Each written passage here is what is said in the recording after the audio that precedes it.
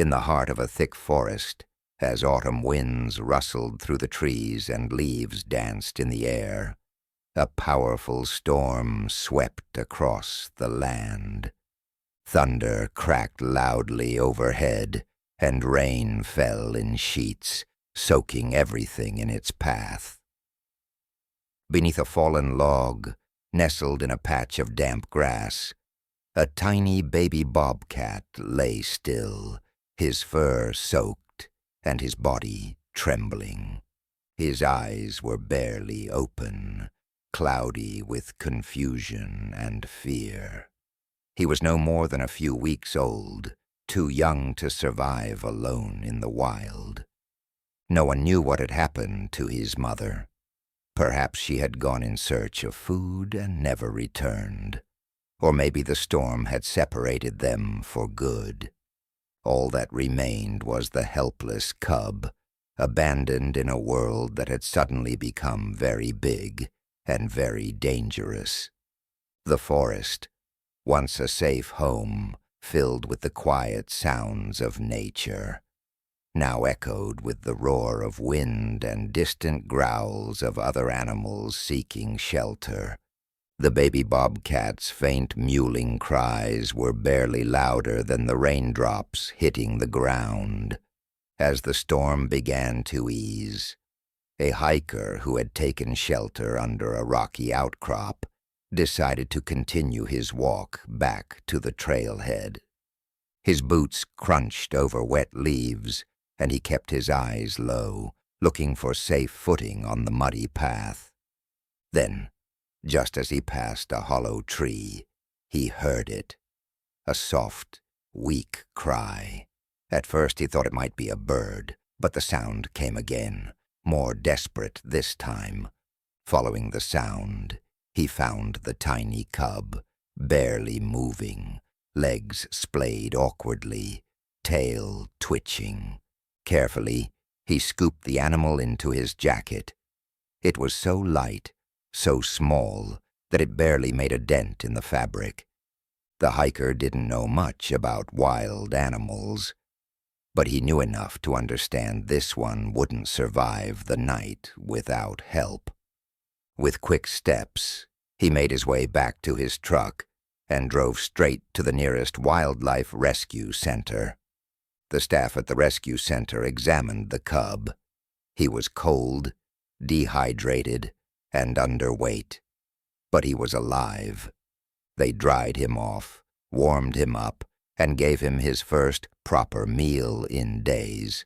The tiny bobcat clung to life with surprising strength, his tiny claws flexing and his eyes growing brighter by the hour. But the center was at full capacity. Injured birds, raccoons, foxes, and even a few other bobcats filled the enclosures.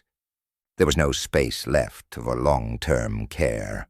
Fortunately, a volunteer stepped forward with an offer. She had fostered wildlife before, and she had a safe home far from the city. The only complication was her dog, Max, a large golden retriever with a gentle soul and a playful heart. It was an unusual arrangement, certainly not ideal, but there were no other options.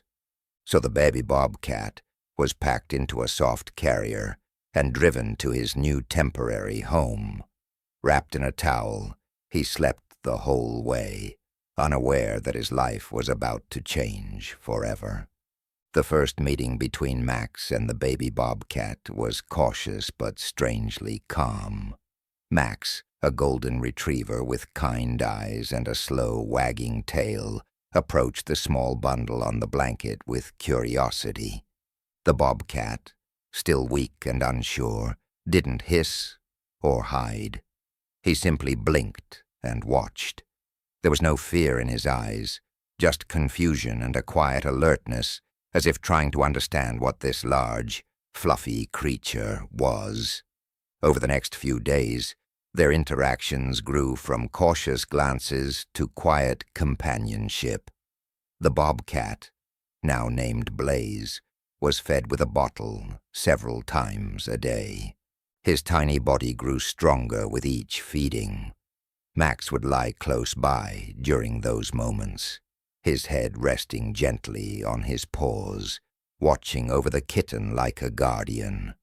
Blaze began to see Max not as a stranger, but as something familiar, something safe.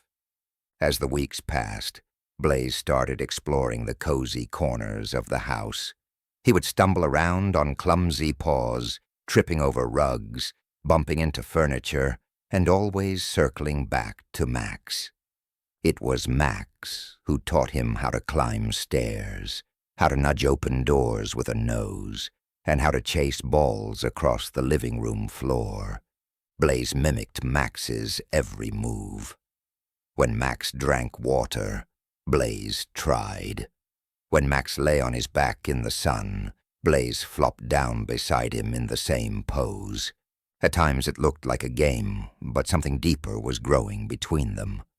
The difference between the two animals was obvious. Max with his calm, dog-like manner, and Blaze with his sharp eyes and quick, feline reflexes. But it didn't seem to matter. They developed their own way of being together. Blaze never growled or swatted at Max, and Max never barked or chased him. Instead, they shared everything.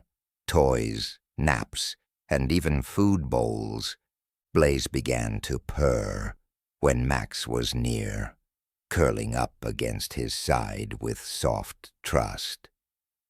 Blaze's instincts were strong, but they were shaped by the only world he knew, one that smelled like dog treats and old blankets, one where the boundaries between wild and tame blurred just enough for comfort.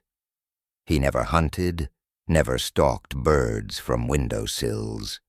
Instead, he learned to wag his little bobtail when excited and leap with joy when Max greeted him at the door. The backyard became their shared playground, a place of endless games and quiet naps in the shade. But while the bond between them grew stronger, small changes hinted at something stirring inside Blaze. His playful pounces became more calculated. His climbing became faster, higher, and riskier. Sometimes he would sit at the edge of the yard, eyes fixed on the trees, nose twitching at the wind. It was as if something distant and deep within him was starting to whisper. For now, though, Blaze remained in the world that raised him. And in that world, Max wasn't just a companion. He was a brother, the kind who shaped his every step, and the one whose presence made the strange human world feel like home. Blaze continued to grow, and with each passing month, the changes in him became harder to ignore. He was no longer the soft, clumsy kitten who once stumbled after Max's tail.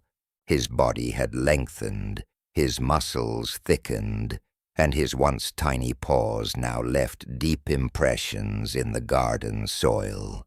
His golden eyes had taken on a sharper focus, and though he still played with Max and followed familiar routines, there was something distant in his gaze, something restless. At first it seemed like normal growing pains. Blaze would wander farther into the yard, sitting quietly at the edge of the property line, staring into the woods beyond. He stayed out longer during the day, slipping through hedges and trotting along the fence. The human family kept a close eye on him, worried but hopeful he would stay close. After all, Blaze had never shown interest in leaving for good. He always returned for dinner, for naps beside Max, for nighttime snuggles near the warm fireplace. But small things began to change. Blaze stopped responding to toys he used to love. His interactions with Max grew quieter, less playful, more reserved. Sometimes, when Max would nudge him or offer a paw for a game, Blaze would simply look away and wander off. His ears twitched at sounds that no one else seemed to hear. He climbed higher than ever, chasing scents invisible to the human eye, tracking movements in the trees like a creature born for the hunt. One afternoon he didn't come back. At first no one panicked. Blaze had spent a few hours outside before, always returning when he grew hungry or sleepy. But as the sun dipped behind the hills and the shadows grew long, the back door remained unopened. Max sat patiently at the usual spot, tail tapping, eyes locked on the woods. The night came, and Blaze was still gone. The family searched the yard, the neighborhood, and the nearby trails. They called wildlife centers and shelters. They checked roads and posted pictures online. Days passed, a week. Still nothing. It was as if the forest had opened its arms and swallowed Blaze whole. Max grew quieter. He stopped playing with his toys and spent hours lying near the back door, ears perking up at every rustle in the trees. Every walk was a search. Every glance toward the forest was filled with silent hope. The humans grieved in their own quiet way, holding on to the possibility that Blaze might return, even if the odds said otherwise. But deep down, there was an understanding. Blaze had grown into something wild. The bobcat, who had once curled up beside a golden retriever, had remembered what he was, and the pull of the forest had finally been too strong to resist. Even so, Max never stopped waiting. He watched the trees each morning and every evening, his old eyes scanning the horizon. Because no matter how wild Blaze had become, Max still believed in the bond they had shared. And somewhere in the woods, perhaps Blaze remembered too. The seasons turned slowly, and life settled into a quieter rhythm without Blaze. The house no longer echoed with the sound of small paws sprinting across hardwood floors or the light thuds of a bobcat leaping onto window sills. Max, though older and slower now, still walked the yard each day, pausing at the tree line, sniffing the air, ears lifted at the slightest sound. Blaze had been gone for 3 years, and though time had dulled the ache, it had not erased the memory. Then something strange happened. One morning after a light snowfall, the family noticed tracks in the backyard. They weren't from Max. These were larger, wider, more spaced out. At first it was assumed they belonged to a stray dog or maybe a coyote passing through. But the shape wasn't quite right. The paw prints were rounder, with faint impressions of claws that curved inward. They led from the edge of the woods to the porch, circled once, and disappeared back into the trees. The next day, the same tracks appeared again. This time a little closer to the house. A few pieces of birdseed were scattered from the feeder, and a small toy, one of Max's old rubber balls, had been moved a few feet from where it had always sat. It was subtle, barely noticeable, but something or someone had definitely been there. Curious and unsettled, the family set up a trail camera by the back gate. They didn't expect much, perhaps just a glimpse of a deer or the local raccoon that had been raiding their trash. But when they checked the footage the next morning, they couldn't believe their eyes. There, moving quietly through the snow-covered grass, was a full-grown bobcat. He was larger than Blaze had been, more muscular, and his coat was thick with the patterns of the wild. But there was something unmistakable in his movements, familiarity. He sniffed the edges of the garden, paused near Max's favorite tree, and tilted his head toward the house before vanishing into the night. It was Blaze. Older, transformed, but undeniably the same Bobcat they had raised. He didn't come to the door or show himself during the day. He stayed hidden in the shadows, visiting only at night, never getting too close. But he came often. Tracks appeared regularly, always in new places, always near things that once belonged to him. It was as if Blaze was remembering in pieces where he had slept, where he had played, where he had loved. Max, too, seemed to sense something. One evening, as the wind swept softly through the trees, he stood motionless at the edge of the porch, tail raised, eyes focused. A shape moved in the distance, low, graceful, silent. The two locked eyes across the yard.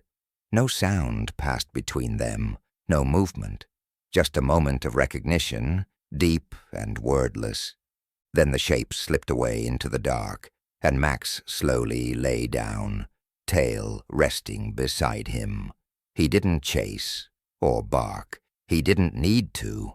He knew who it was. Blaze had returned, not with noise, not with chaos, but with quiet purpose, as if he was watching, waiting, remembering.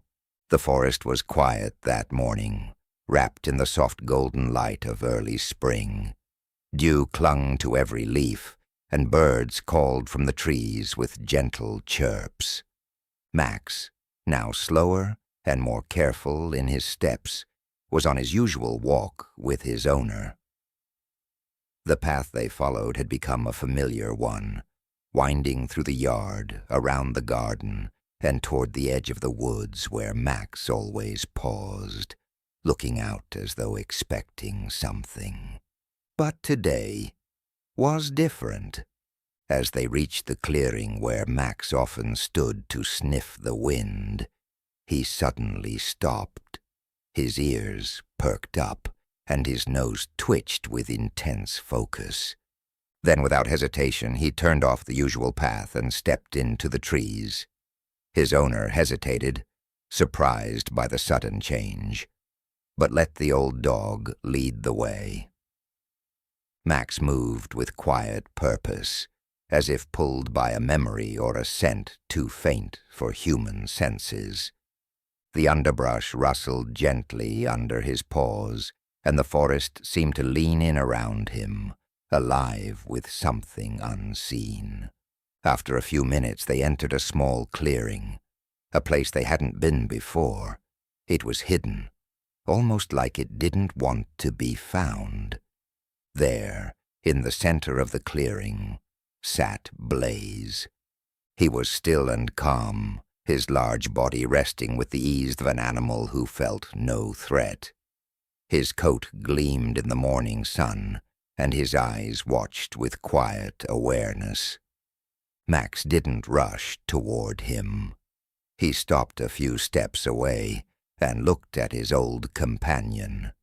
Blaze didn't move. He didn't run. For a moment the world around them seemed to fall away, leaving only the two of them, the dog and the Bobcat, once brothers in play and rest, now standing together again in a place far removed from their old life. But Blaze hadn't come alone. Beside him, nestled in the tall grass, were two tiny Bobcat cubs.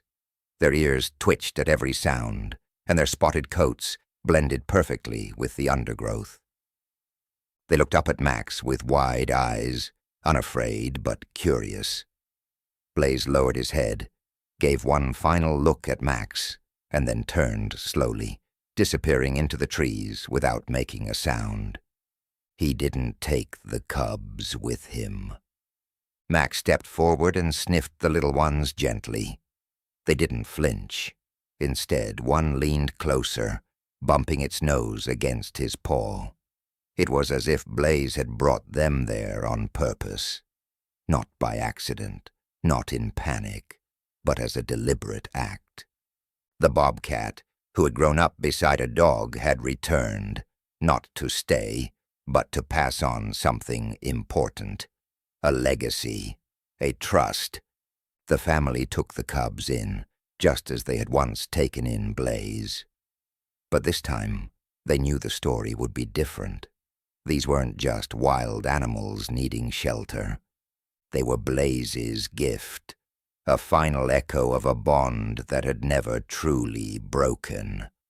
And though Blaze was gone again, the forest no longer felt so far away.